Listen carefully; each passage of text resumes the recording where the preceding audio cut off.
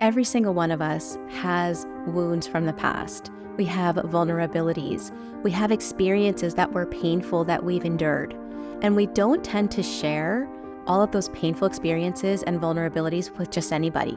We only share them with people that we trust or people that we feel have our best interests at heart. Well, here's the problem.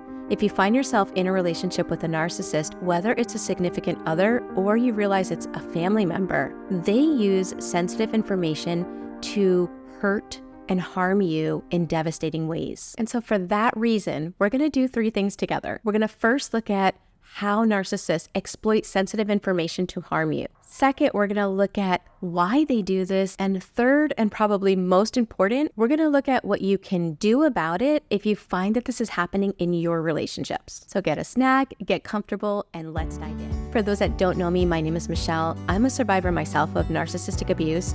I'm now a trauma-informed coach, a somatic experiencing practitioner, and I'm the founder of the School of Transformation, which is a monthly membership where survivors from all over the world of emotional trauma meet together live on Zoom, and we do the inner healing work together. I've read some comments lately where people are like, well, what does that even mean? What is that inner healing work? I'll leave a link here that explains more about the School of Transformation so you can see if it's a good fit for you.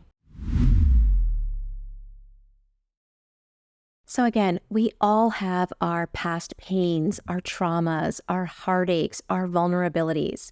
We all have our delicate, sensitive stories. And we don't share those stories with just anybody, but we do tend to share them with 2 people that we have to be careful with: covert narcissistic family members or a significant other. Now, we tend to feel safe with our family. After all, family are the people that know you and love you anyway, right? Your significant other, same thing. But if in your family or in a romantic relationship, that person is high on the scale of malignant narcissism, then your sensitive information becomes ammunition for them to use to hurt you. So how do they do this? So remember, in the beginning of a relationship with a narcissist, they can really act like they really care about you, right? And they want to know everything about you. They want to know your deepest fears, your deepest wounds, your deepest insecurities. And when you're in that idealization phase, they are stepping into the healer of those delicate wounds. That's actually what they use as bait to hook you into the relationship really fast. So for example, let's say you never felt beautiful or attractive. They will tell you that you are the most attractive person in the world. They will tell you everything that you wished to hear. Let's say you never felt accepted as who you are as a person. They will talk about how much they accept you just as you are. Now, it's usually over the top, but when you've been in a deficit for so long, you don't always tend to notice this. It's almost like walking through a desert and you haven't had a drink in a long time. Somebody hands you something. You're not thinking this water's contaminated. You're just like, I am so thirsty. Please give that to me, right? Well, that tends to happen in the beginning of a relationship. So they're using your sensitive information to reel you in, to depend on them to heal your wounds. But once they have you in the relationship, that's when things change. Now, all of us have said things at one time or another to hurt somebody we care about. We've put our foot in our mouth. We've spoken out of emotion. We've been reactive, right, instead of responding. But narcissists take it to a new level. Because even when we're upset with our significant other, even when we're angry, there's like this line that we won't cross. When it comes to very delicate, sensitive information, we don't go there. Because deep down, no matter how mad we are, we know we're going to make up with our partner. And even if we split, we don't want to be the person that went there and did that to somebody. Because it's just so outside of the bounds of any healthy person to want to do that. Narcissists, however, they will go there in a heartbeat and when you least expect it. So it might be that you're talking about something irrelevant, and maybe for whatever reason, the narcissist is feeling shame. It might not have anything to do with you. Out of nowhere, it's like they pull out of their pocket the things that they heard about you in the past, the things that you shared out of vulnerability and with trust. And they will say something like, yeah, well, now I understand why your mother never loved you. Or it makes total sense why your whole family rejects you. Or now I understand why people don't like the shape of your body. Or yeah, I get it now why people say that you're boring. Whatever that vulnerability you shared will be used to sucker punch you when you're least expecting it. And it can feel like such a splash of cold water in your face because oftentimes it comes out of nowhere and it's such a degree of meanness that's not in par with what's happening at the moment. And it can really shock your soul. Let me know in the comment section if this resonates, if you've ever experienced this. So let's shift into the why. Why do malignant narcissists exploit the emotional vulnerabilities of their victims or their family members? I came up with 2 reasons. It's not an all-inclusive list, so if you can think of another one, make sure you drop it in the comment section below. The first reason that they do this is the obvious reason. It's because they lack empathy. So they're not thinking that they're using something so delicate to hurt you. They're not even thinking of how you're going to feel about what they're doing and how they're treating you. It's really a means to an end, right? They're just looking at the end goal. Their end goal is they're wanting something, and that by exploiting your emotional wounds, they're getting what they need. That's all that matters. The fact that you're hurt is your problem. There's something wrong with you if you're hurt. In fact, they'll make you feel that way. So what are some of the things that they're hoping to get out of this? What are some of their end game goals? Sometimes it's simply that they might see you happy, and your happiness makes them come face to face with their shame. And so they attack, they hurt to create that balance that they need. And by balance, that's normal balance. But what they need is them up here and you down here. So when you're happy, they feel like this. So if they can lash out quickly and painfully and cause you to feel shame, they now feel like they're up here and you're down there. So it's really just a way of them emotionally regulating themselves. Another thing that could be happening is maybe somebody made them feel bad at work. Maybe they're having a bad day. Maybe they're feeling stress. I don't know. Honestly, the list can be endless as to why a narcissist gets mad. But the main thing that I want to point out is that oftentimes it has nothing to do with you. It has nothing to do with you doing something wrong as much as it is them needing to change their inner state. And this is the fastest, easiest way they can do that without having to take any responsibility for their own emotional regulation. Now, the second reason is even more sinister. And the reality is that by exploiting your wounds, they are deepening your sense of dependence on them and weakening your ability to resist their control. And when I was putting this information together, it reminded me of that movie Misery, where the lady handicaps or cripples this guy who's this author that she's like fanatically obsessed with, right? And so by him being physically hurt, he can't leave and he's dependent on her. She did that physically to gain that control and dependence. Narcissists use the same tactics, only they do it emotionally, which is even more dangerous because no one sees your wounds. They're internal. And so people can be around the dynamics of these types of relationships and not even realize what's happening behind closed doors. And people may not even notice, which only makes the victim feel like there's something wrong with them. How do people not see this? And makes them feel even more alone and dependent on the narcissist.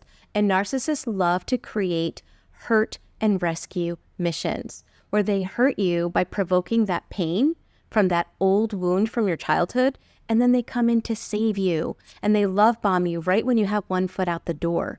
And then our brains can get addicted to that cycle. That's exactly what a narcissist wants to do. They want to use your wounds to weaken you to think that I can't leave, right? I'm helpless. I'm worthless. I have no value. I need to put up with this, and I need to make this person happy at the same time.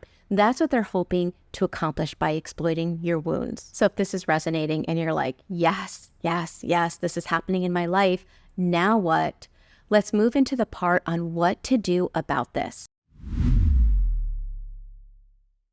And I want to give you 5 tips that were really helpful for me, and hopefully they can be helpful for you as well. And I also want to remind you that if you've been struggling to work through narcissistic abuse alone or through videos and you just continue to feel stuck, or as if you're learning but can't seem to apply what you're learning, I really want to encourage you to check out our live weekly Zoom meetings to see if this might be just the resource that you need to shift out of the suffering of narcissistic abuse. Tip number 1 is to learn to normalize and validate your pain. What the narcissist is doing by reopening unhealed wounds is extremely painful. And the thing with trauma is that it's stored in the areas of our brain where everything is happening in the present. And so an unhealed past wound that opens up feels as if to the body, you're right back there in the trauma when you were a child, which can be extremely dysregulating and overwhelming. And what the narcissist wants you to do is hope that they change how they're treating you so that you feel better. In other words, they want you to stay dependent on their validation, on how they treat you in order to feel like you can feel better. When the truth is you don't need them to feel better when you learn how to create that agency and inner sense of validation. Tip number 2 is to let go of controlling or regulating the narcissist. Now, what I mean by this is that malignant narcissists train you to regulate them. And what happens unconsciously is that you begin doing it as default without any thought. In other words, everything you do becomes about making sure that they are nice or a good person, or that they treat you right. And so you're changing yourself all the time to try to make sure they don't exploit your wounds. When the reality is that no matter how much you yank your personality inside out, and trust me, I know I did it. I yanked myself inside out to the point I didn't even recognize myself anymore. And I can't say that it worked. I can't say that because I did that, that person never exploited my wounds or hurt me. No, not only did their behavior continue, but I lost more and more agency in the process. And so at some point we have to let go of regulating the narcissist, even though we've been doing it unconsciously. Now, this doesn't mean that we tolerate abuse. That's for a whole nother video. I'm just mentioning things that are helpful if you want to break out of the narcissist hurt and rescue missions when it comes to your unhealed wounds from the past. So that leads me into the third tip, which is about you stepping into the role of the hero you've been waiting for to heal those wounds. Now, in childhood, we have a lot of wounds, especially many of us that had adult relationships with narcissists. We begin to realize that we had some kind of trauma in childhood. If it wasn't narcissistic parents, it might have been parents with addictions. It might have been emotional neglect. It might have been dealing with bullies in childhood, sexual or physical abuse. There's so many different reasons why we could have that trauma. But regardless, we start realizing we had trauma in the past. And that's where narcissists are like putting their hooks into our unhealed wounds.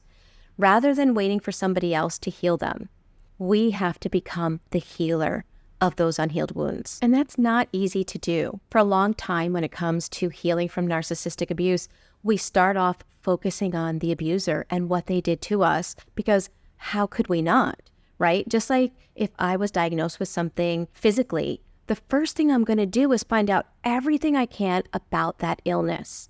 That's the first step. But the second step then is to start applying things that are going to help me to heal. If I only learn about the illness and I do nothing different, then that knowledge is just empty knowledge. It's not helping me to heal. I know with myself, I got stuck in the only learning about the narcissist for longer than I should have. Because after a certain point, there's nothing more we can really learn, right? If we're still learning about the narcissist and they're not in our lives and we're still suffering from what happened in the past, we now have to shift into, how do I become that healer? How do I put the focus on myself? How do I help my mind and my body to stop one pulling in one direction and one in the other, and help create a coherence so that I can step out of the suffering? And that's not easy to do. And that's why I always recommend finding a program. A live program is best. Courses on your own can be helpful, but it's really difficult to do this work alone. So this is where you really want to start looking at, what resources do I have available that can help me in this process? And that leads me into tip number 4, which has to do with changing the meaning to the behavior of the narcissist. As you're creating agency inside of yourself, you begin shifting out of old meanings. For example, if you were made to feel unlovable by a parent and there's a shame wound that's there, and then every time the narcissist says something about that, you go right back to that wound, which in essence is saying, I am bad. And you feel it once again as if it were true again in the moment because the narcissist brought it up. That means you're identifying with what they're saying. You're unconsciously agreeing with it. And then the pain of that old belief is being activated in the present moment, right? But when you change the meaning, instead of making it mean, oh, I'm bad, look what they said about me, and this is true because of what I lived in the past, that means I am bad, and being flooded with shame. If you make that mean, wow, that is an unkind behavior that this person is doing. How unkind and unloving to use an unhealed wound from the past just to inflict pain in the present. That's unkind. So rather than absorbing it as if it means something about you, it's almost like you hold the mirror up to the narcissist. You reflect that off of you and say, you're being rude, instead of absorbing the I am bad wound that they're probably feeling inside of themselves, the shame, the unconscious shame they have that they're trying to fling on you. You don't let it happen when you're able to change the meaning. And the last tip that I want to give for those that are still in relationships with narcissists, maybe it's a family member, maybe it's a significant other, and for whatever reason, you're still in this relationship and it's going to stay that way. Again, no judgment.